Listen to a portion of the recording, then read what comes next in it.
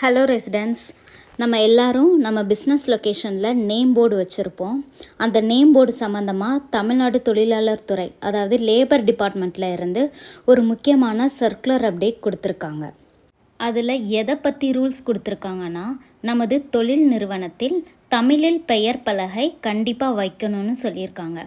அதுக்கு கால அவகாசம், டைம் டியூரேஷன் 15 மே 2025 வரைக்கும் கொடுத்துருக்காங்க. இதில் எந்த ஆக்ட் கீழே கொண்டு வந்திருக்காங்கன்னா, Tamil Nadu shops and establishment act 1947 and rules, Tamil Nadu catering establishment act 1958 and its rules, factories act 1948 and its rules.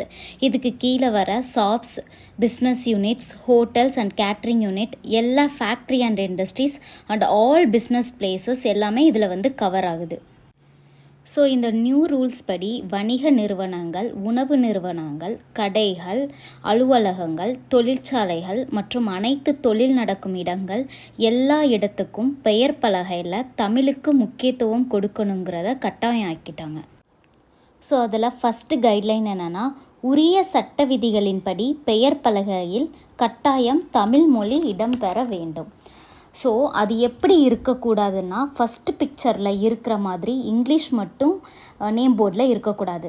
Second பிக்சரில் இருக்கிற மாதிரி கட்டாயம் தமிழ் மொழியில் பெயர் இருக்க வேண்டும்.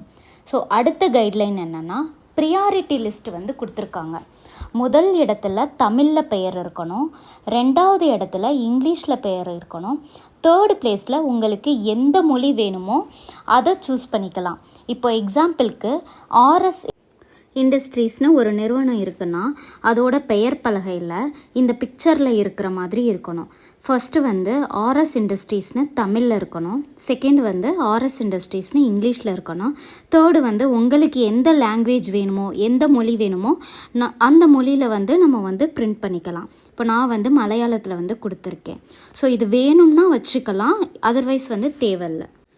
இந்த ஆர்டர் படி தான் நம்ம பெயர் பலகை நேம் போர்டு இருக்கணும், Tamil, English and third language. அடுத்த கைட்லைன் என்னென்னா, தமிழ் மொழி பெரிய அளவில் அதிகமாக இடம்பெற வேண்டும். இந்த போர்டில் தெரிகிற மாதிரி இங்கிலீஷில் பெருசாகவும் தமிழில் சைடில் சின்ன அளவில் சின்ன சைஸில் இருக்கிற மாதிரி இருக்கக்கூடாது. இந்த இமேஜில் இருக்க மாதிரி ஃபர்ஸ்டில் தமிழில் இருக்கணும், பெரிய சைஸில் தமிழ் மொழி தான் இருக்கணும், போர்டில் தமிழ் லெட்டர்ஸ் தான் நிறைய இடத்தை ஆக்குபை பண்ணியிருக்கணும். அதுக்கப்புறம் கீழே தான் இங்கிலீஷ் இருக்கணும், அதுக்கு கீழே அதர் லாங்குவேஜ் இருக்கணும். மூணாவது ரூல் என்னென்னா, சீர்திருத்த எழுத்தில் அமைக்கப்பட்டிருக்க வேண்டும். இந்த நா, நை, நோ, லை இந்த மாதிரி நிறைய எழுத்து இருக்குது. அதுக்கெல்லாம் முன்னாடி வேறு ஃபார்மேட்டில் யூஸ் பண்ணியிருப்போம். அதுக்கெல்லாம் சீர்திருத்த வடிவம் கொடுத்துருக்காங்க. அந்த வடிவத்தில் தான் இடம்பெறணும். ஸோ இந்த விதிமுறைப்படி பெயர் பலகை நமது தொழில் செய்யும் இடத்தில் வருகின்ற மே 15, 2025 கட்டாயம் மாற்றியமைக்க வேண்டும்.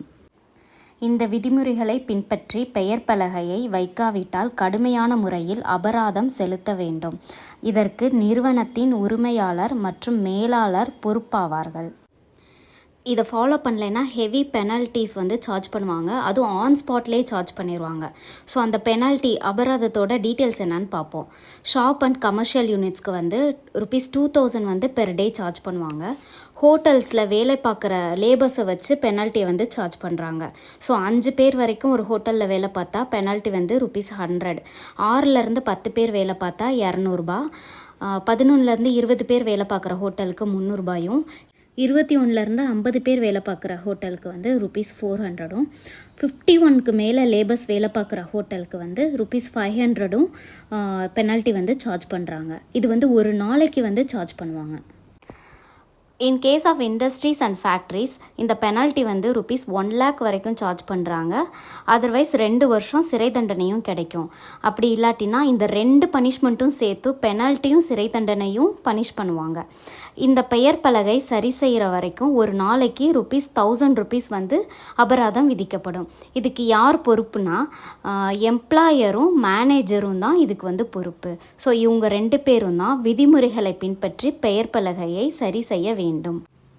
ஸோ நம்ம எல்லாரும் நமது நிறுவனங்களில் உரிய விதிமுறைகளை பின்பற்றி பெயர் பலகை நேம் போர்டை வருகின்ற மே 15, 2025 மாற்றியமைக்க வேண்டும். Thank you, residents.